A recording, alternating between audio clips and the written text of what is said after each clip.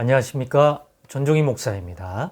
6월 14일 토요일 매일 성경 묵상입니다. 역대상 16장 1절에서 22절입니다. 하나님의 궤를 메고 들어가서 다윗이 그것을 위하여 친 장막 가운데에 두고 번제와 화목제를 하나님께 드리니라. 다윗이 번제와 화목제 드리기를 마치고 여호와의 이름으로 백성에게 축복하고 이스라엘 무리 중 남녀를 막론하고 각 사람에게 떡 한 덩이와 야자 열매로 만든 과자와 건포도로 만든 과자 하나씩을 나누어 주었더라. 또 레위 사람을 세워 여호와의 궤 앞에서 섬기며 이스라엘 하나님 여호와를 칭송하고 감사하며 찬양하게 하였으니 아삽은 우두머리요 그 다음은 스가랴와 여이엘과 스미라못과 여이엘과 마띠디아와 엘리압과 분하야와 오벳 에돔과 여이엘이라. 비파와 수금을 타고 아삽은 재금을 힘있게 치고 제사장 분하야와 야하시엘은 항상 하나님의 언약 궤 앞에서 나팔을 부니라. 그날에 다윗이 아삽과 그의 형제를 세워 먼저 여호와께 감사하게 하여 이르기를 너희는 여호와께 감사하며 그의 이름을 불러 아뢰며 그가 행하신 일을 만민 중에 알릴지어다. 그에게 노래하며 그를 찬양하고 그의 모든 기사를 전할지어다. 그의 성호를 자랑하라. 여호와를 구하는 자마다 마음이 즐거울지로다. 여호와와 그의 능력을 구할지어다. 항상 그의 얼굴을 찾을지어다. 그의 종 이스라엘의 후손 곧 택하신 야곱의 자손 너희는 그의 행하신 기사와 그의 이적과 그의 입의 법도를 기억할지어다. 그는 여호와 우리 하나님이시라. 그의 법도가 온 땅에 있도다. 너희는 그의 언약 곧 천대에 명령하신 말씀을 영원히 기억할지어다. 이것은 아브라함에게 하신 언약이며 이삭에게 하신 맹세이며 이는 야곱에게 세우신 율례 곧 이스라엘에게 하신 영원한 언약이라. 이르시기를 내가 가나안 땅을 너희에게 주어 너희 기업의 지경이 되게 하리라 하셨도다. 그때 너희 사람 수가 적어서 보잘것 없으며 그 땅에 객이 되어 이 민족에게서 저 민족에게로 이 나라에서 다른 백성에게로 유랑하였도다. 여호와께서는 사람이 그들을 해하기를 용납하지 아니하시고 그들 때문에 왕들을 꾸짖어 이르시기를 나의 기름 부은 자에게 손을 대지 말며 나의 선지자를 해하지 말라 하셨도다. 아멘. 네, 오늘은 하나님의 궤를 모심이 이렇게까지 축하할 일인가? 라는 제목으로 묵상 나눔을 갖겠습니다. 오늘 본문을 읽어보니 정말 축제도 이런 축제가 없을 것 같습니다. 아마도 그 이전에 이렇게까지 다윗의 나라가 축하한 적이 없을 것 같습니다. 그 정도로 막 예루살렘에 하나님의 궤가 온전히 들어오시고 그것에 대한 축하와 또 합당한 제사와 그 이후에도 백성들과 거기 거하는 모든 사람들과 이것들을 나누는 장면들. 그리고 선포하며 우리 하나님 여호와가 행하신 일들을 선포하라, 기억하라, 찬양하라 막 이렇게 외치는 이것을 보면서 이렇게까지 할 정도로 하나님의 궤가 들어온 것을 축하해야 할 일인가? 즉 그 이유가 어디 있을까? 하나님의 궤를 모셨다는 것이 왜 이렇게 기뻐해야 할 일인지에 대하여 묵상해 보았습니다. 이 하나님의 궤가 무엇이길래 그 궤가 예루살렘에 들어와 백성들 가운데 있다는 것이 무엇을 의미하기에 이런 것일까? 묵상해 보았습니다. 그래서 이 하나님의 궤는 단순한 어떤 궤가 아니구나. 그러니까 이삿짐 일반적으로 어떤 물건을 이동할 때처럼 그렇게 장소 이동을 해서는 안 된다고 하는 사실을 우리가 앞서서 보았습니다. 다 연관된 얘기인데요. 그래서 이 하나님에게는 단순한 개가 아니다. 그러면 어떤 개이냐? 첫째, 이 하나님의 개는 다윗이 예루살렘으로 모셔온 이 하나님의 개는 언약궤이다 라고 하는 거예요. 언약궤. 하나님과 이 백성이 맺은 언약궤다.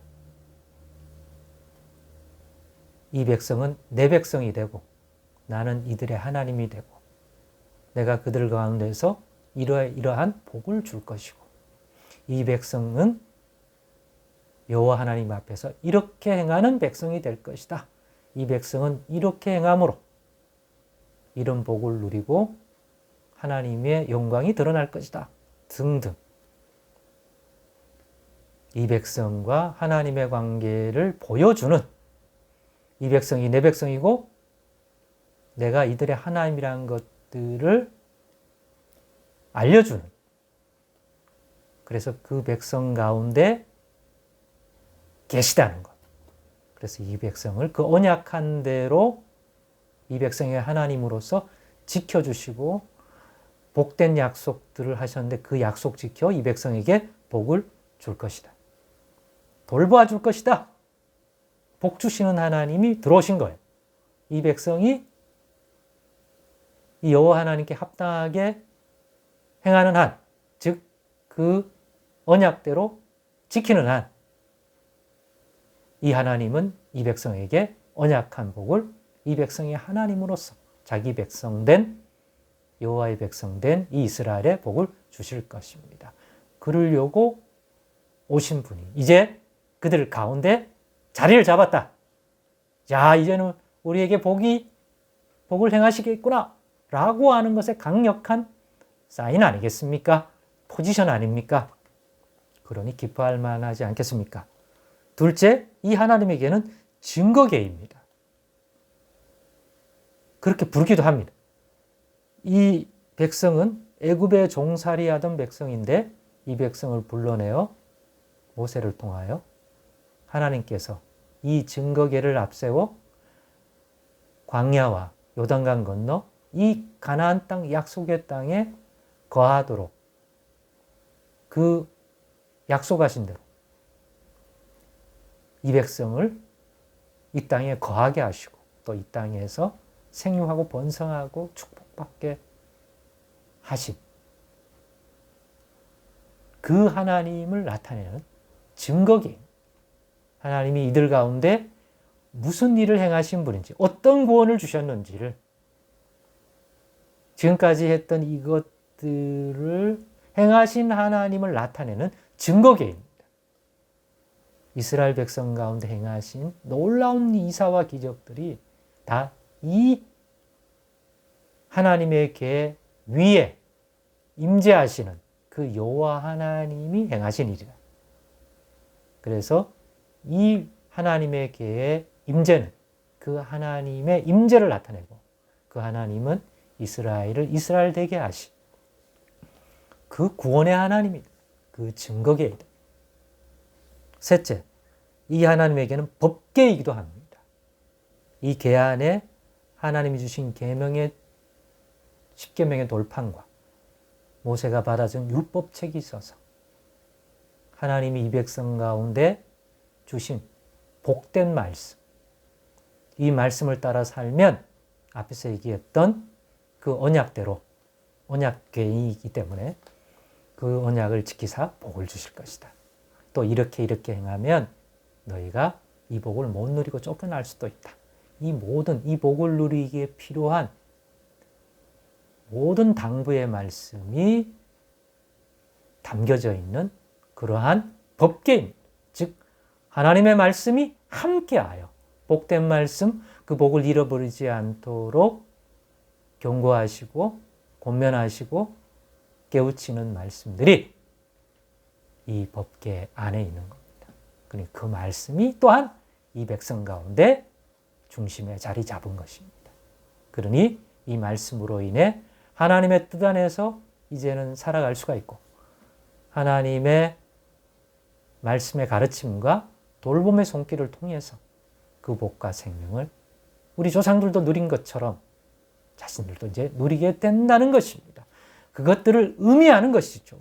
그러니 하나님의 함께 하심으로 인해, 이런 하나님의 함께 하심으로 인해 약속하신 하나님의 복된 손길을 받게 됨을 안다면 어찌 축하할 일이 아니겠습니까? 우리 가운데 예수님이 계셔서 예수님이 우리 집에 오시고 우리의 삶 가운데 계시면 이 어찌 기쁜 일이 아닙니까? 그 예수님을 통하여 하나님의 백성을 돌보는 충만한 은혜의 손길이 주어질 텐데요. 그렇습니다. 그런 하나님의 돌봄과 다스림이 이루어지는 그러한 일이 이루어지게 되었다. 그 근본이 이루어지게 되었다. 얼마나 기쁜 일입니까? 그리고 우리도 늘 이 기쁨을 잃어버리지 마십니다. 우리 안에 성령으로, 말씀으로 함께하여 주시는, 육체로는 아니지만 우리 부활의 주님 예수님이 예수님의 이름으로 아버지께 바라보내신 말씀과 성령으로 인하여 우리 안에 임재하시는 하나님의 손길을 누릴 수 있다. 어찌 기쁜 일이 아니겠습니까? 이 하나님에게 들어옴이 의미하는 바가 무엇인지를 통하여 우리 가운데 하나님의 돌봄과 하나님의 말씀이 함께하는 것도 얼마나 기쁜 일인지 다시 한번 새롭게 깨닫고 늘 그러한 말씀, 성령을 부어주시기를. 그래서 이 기쁨의 일들이 늘 우리를 떠나지 않도록 우리도 늘 기억하고 있고 늘 이 일을 기억하고 우리도 늘 예수 이름으로 하나님이 우리 가운데 들어오시고 자정하시고 다스리는 이것들을 늘 중심에서 우선적으로 여기고 또 추구하고 점검할 줄 아는 그러한 믿음 생활 되시기를 바랍니다. 기도하겠습니다.